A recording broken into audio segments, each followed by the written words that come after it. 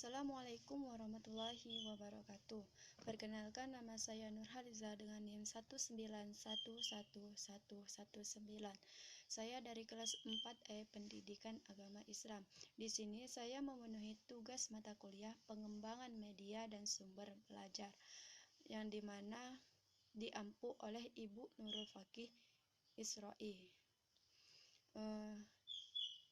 Di sini saya akan membahas tentang sejarah dan perkembangan media dan sumber belajar. Di mana sejarah lahirnya media pembelajaran. Pada mulanya media hanya dianggap sebagai alat bantu mengajar. Alat bantu yang dipakai adalah alat bantu visual, misalnya model, objek, dan alat-alat lainnya yang dapat memberi pengalaman konkret, motivasi belajar, serta mempertinggi daya serap atau retensi belajar. Namun, pada saat itu perkembangan ilmu pengetahuan masih rendah, belum terlalu pesat seperti sekarang. Kompleksitas materi pembelajaran masih rendah. Alat bantu visual yang ada waktu itu kurang memperhatikan aspek desain, pengembangan pembelajaran, produk, dan evaluasinya. Padahal pembuatan sebuah media membutuhkan sebuah tahap analisis, desain, pengembangan, hingga evaluasi.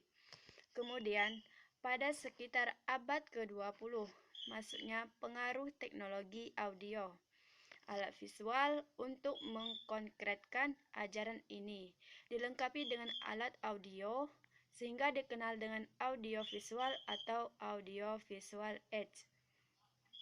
Bermacam peralatan dapat digunakan oleh guru untuk menyampaikan materi pembelajaran kepada siswa melalui penglihatan dan pendengaran untuk menghindari verbalisme yang masih mungkin terjadi kalau hanya digunakan alat bantu visual semata. Untuk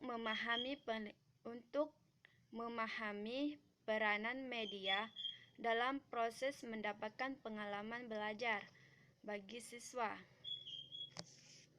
Selanjutnya di sini akan membahas sejarah perkembangan media. Yang akan dibahas di sini ada 4 era. Yang pertama, era lisan.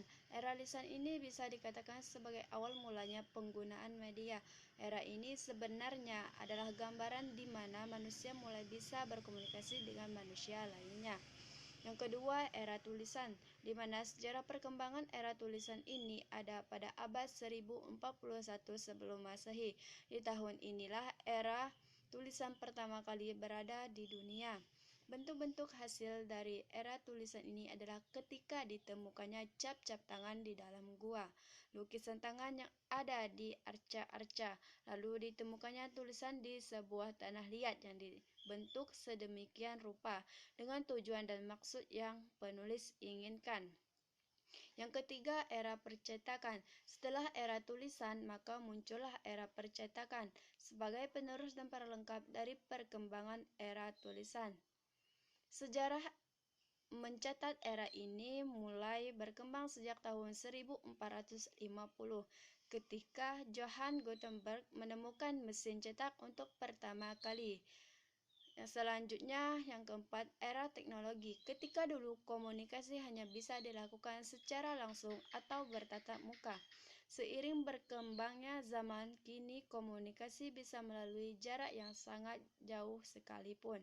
Semua itu bisa terjadi karena adanya teknologi yang menolong kehidupan manusia di muka bumi ini.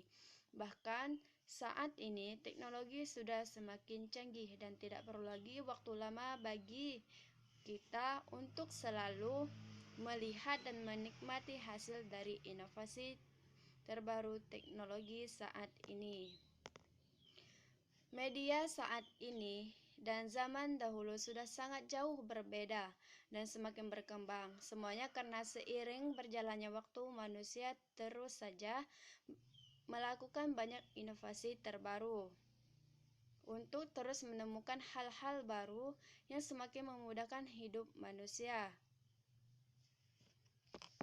Baiklah, pembahasan selanjutnya yaitu Teknologi informasi dan komunikasi mengalami perkembangan yang sangat amat pesat sehingga membawa perubahan yang signifikan dalam mengetahui, mempercepat dan inovasi penyelenggaraan pendidikan di berbagai negara.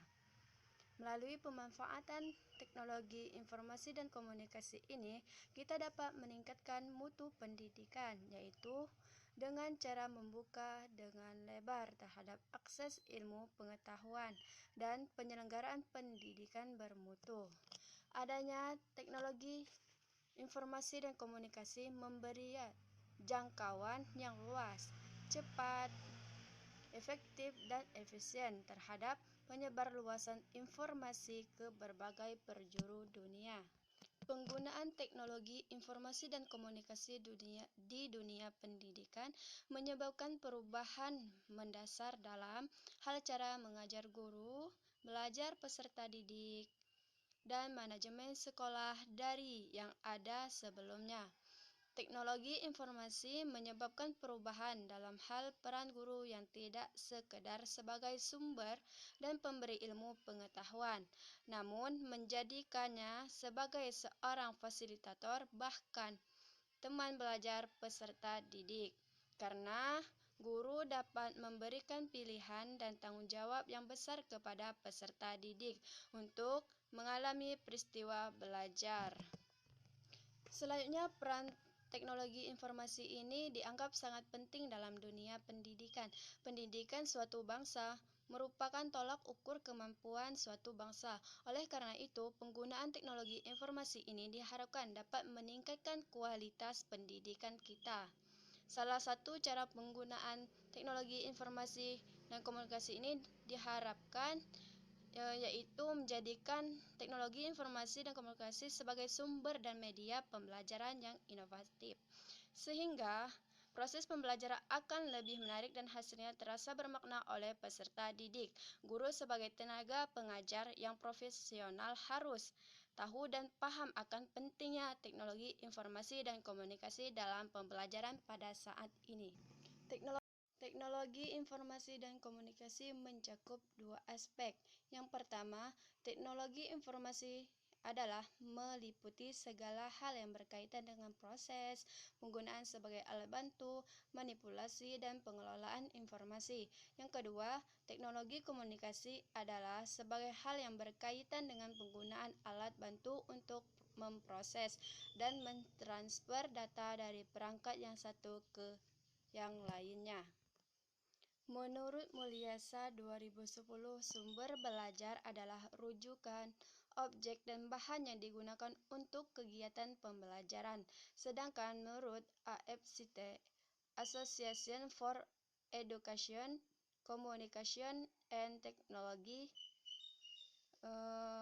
dan Reng dalam Komalasari menyatakan sumber belajar adalah segala sesuatu atau daya yang dapat dimanfaatkan oleh guru, baik secara terpisah maupun dalam bentuk gabungan, untuk kepentingan belajar mengajar. Penggunaan teknologi informasi dan komunikasi sebagai media berjalan dengan baik. Selain itu, proses pembelajaran akan lebih efektif karena penggunaan teknologi informasi sebagai media pembelajaran memungkinkan teratasinya hambatan dalam proses komunikasi guru dengan peserta didik seperti hambatan fisiologis, psikologis, kultural, dan lingkungan. Selanjutnya, jenis-jenis sumber dan media pembelajaran berbasis teknologi informasi dan komunikasi yang dapat dimanfaatkan oleh guru sekolah dasar dalam proses pembelajaran antara lain. Yang pertama, komputer, kedua, LCD, ketiga, internet, 4, CD pembelajaran, kelima, email, 6, presentasi PowerPoint. Pembahasan selanjutnya yaitu pengaruh media pembelajaran berbasis IT yang dalam pendidikan agama Islam. Dalam interaksi belajar mengajar, terdapat beberapa faktor yang dapat mempengaruhinya, antara lain: yang pertama, tujuan pendidikan; yang kedua, siswa; Yang ketiga, sarana dan prasarana, dan yang terakhir, lingkungan. Semua faktor tersebut sangat menentukan berhasilnya tidak interaksi belajar mengajar. Penyampaian materi pelajaran oleh guru perlu menggunakan media atau sarana agar materi yang disampaikan dapat lebih mudah diterima dan dimengerti siswa. Ada beberapa hal yang harus diperhatikan dalam memilih media, antara lain tujuan pembelajaran yang ingin dicapai, ketepat gunaannya, kondisi siswa, ketersediaan perangkat keras dan perangkat lunak, mutu, teknisi, dan biaya. Secara garis besar terdapat dua jenis sumber belajar. Yang pertama, sumber belajar yang sengaja direncanakan, yakni semua sumber yang secara khusus telah dikembangkan sebagai komponen sistem instruksional untuk memberikan fasilitas belajar yang terarah dan bersifat formal. Yang kedua, sumber belajar yang karena dimanfaatkan, yakni sumber belajar yang tidak secara khusus didesain untuk keperluan pembelajaran, namun ditemukan, diaplikasikan, dan dimanfaatkan untuk keperluan belajar. Salah satunya adalah media. Manfaat dari sumber belajar tersebut yaitu memberikan pengalaman belajar secara langsung dan konkret kepada peserta didik, dapat menyajikan sesuatu yang tidak mungkin diadakan, dikunjungi, atau dilihat secara langsung dan konkret, dapat membantu memecahkan masalah pendidikan, baik dalam lingkup mikro maupun makro. Selanjutnya, dapat memberi informasi yang positif apabila diatur dan direncanakan pemanfaatannya secara tepat. Yang terakhir, dapat merangsang untuk berpikir, bersikap, dan berkembang lebih lanjut.